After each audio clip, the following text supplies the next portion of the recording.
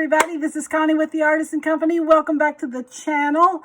Oh my, it has been so beautiful here where we are. Oh goodness, today it was in the 80s.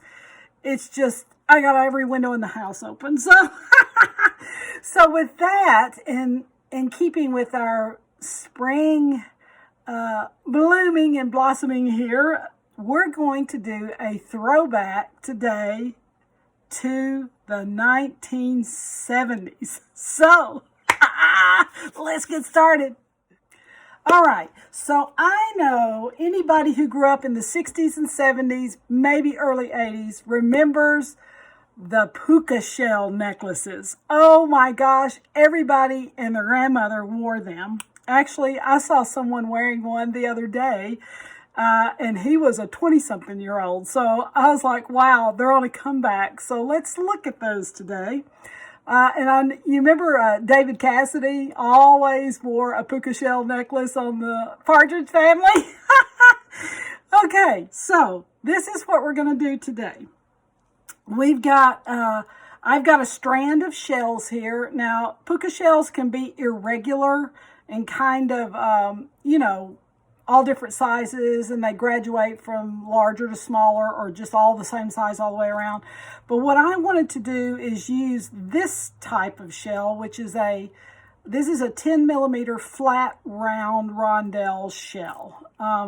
You can get these anywhere: Amazon, Hobby Lobby, Michael's, Fire Mountain, Etsy. I mean, you can find these anywhere.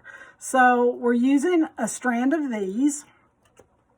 I'm also using some Delica 11.0 seed beads, and they're kind of a little square look to them, but tiny little things. Then I've got what size is it? It's a 6 millimeter daisy rondelle here as an accent. And then I have some gold 5 millimeter accent beads. Then I'm going to do this and this as my focals on it. Instead of just doing a solid piece of shell all the way around, I'm going to have some focal points. So this will be the front, and this will be on each side of the necklace. And these are red coral. And I actually got these at Fire Mountain. But you can also find them on Amazon, Etsy, you name it. Lots and lots of Teos Beads has them. Oh, geez. Intrinsic Trading has them. So anyway, so you can look pretty much anywhere and get the red coral as well. You will need a beautiful clasp, and I'm doing a lobster claw clasp on this just in case a guy decides he wants to buy this, because it can go either way. And then I've got some crimps and a couple of crimp covers.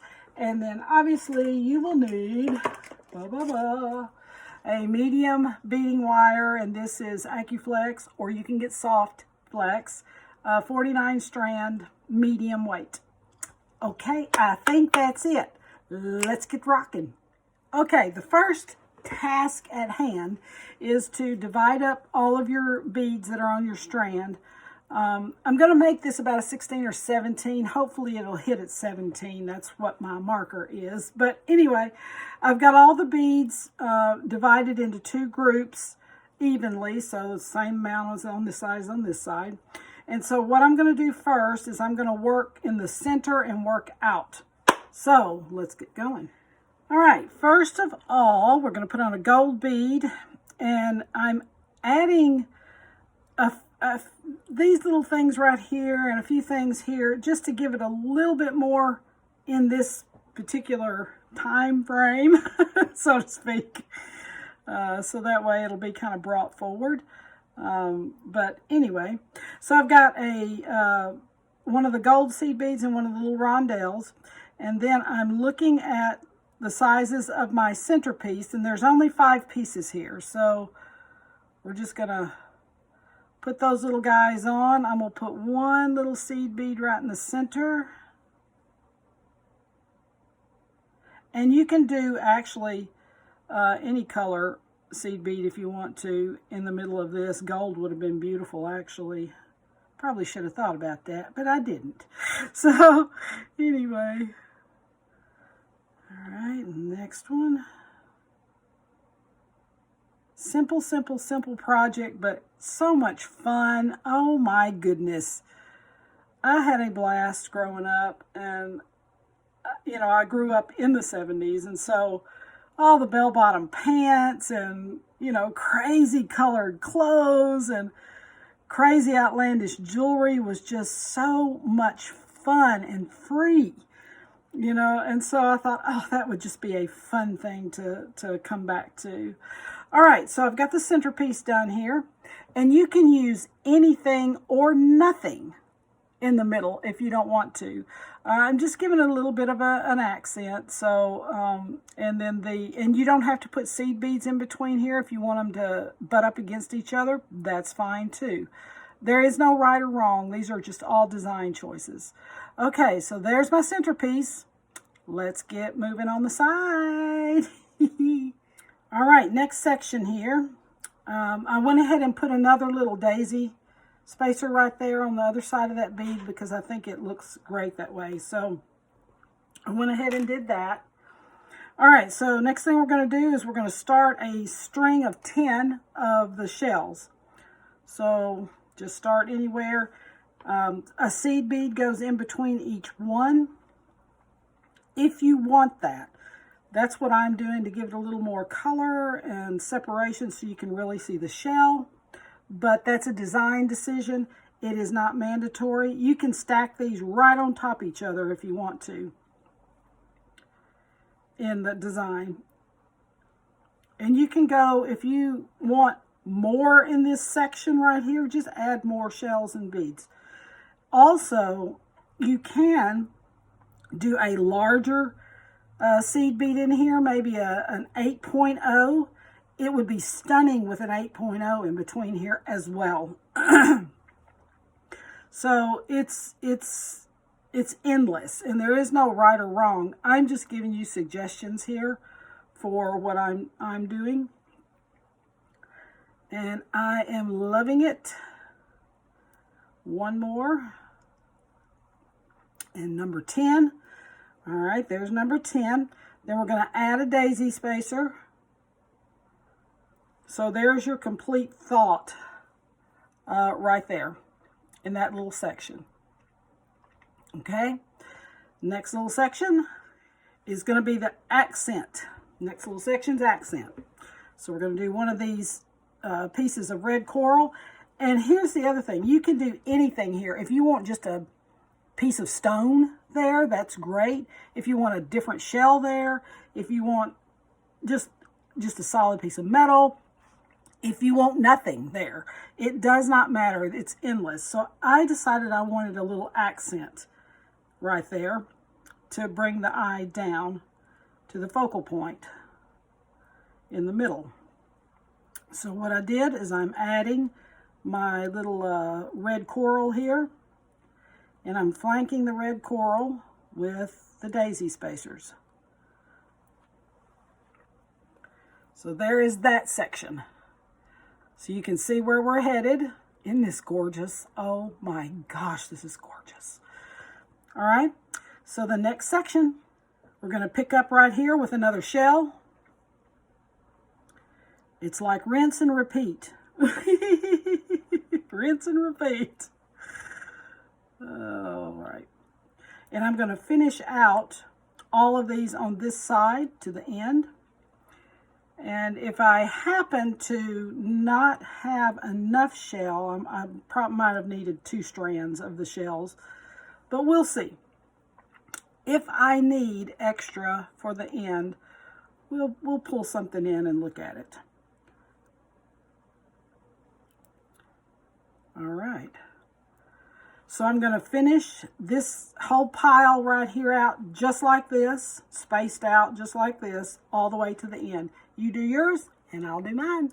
Well, I got this one side done, and oh my goodness, look at this, guys. I love this. Can you see those little red seed beads in between there? They're enough to bring color in, but they don't slap you in the face, you know, because red's pretty bold. So I'm loving this. I'm loving where we're going. Oh my gosh, it's gorgeous. Oh man, I wish I had had one of these in the 70s. I'd have been rocking it. Anyway, I'm going to go ahead and bead this side right here and do it like this one. And then we'll come back, and clearly I needed 2 strands of shells, and that's okay. Things like that happen. So we will look at some options to finish, and it won't take very much, but we'll look at some options. All right, you bead your other side and I'll bead mine, and we'll meet.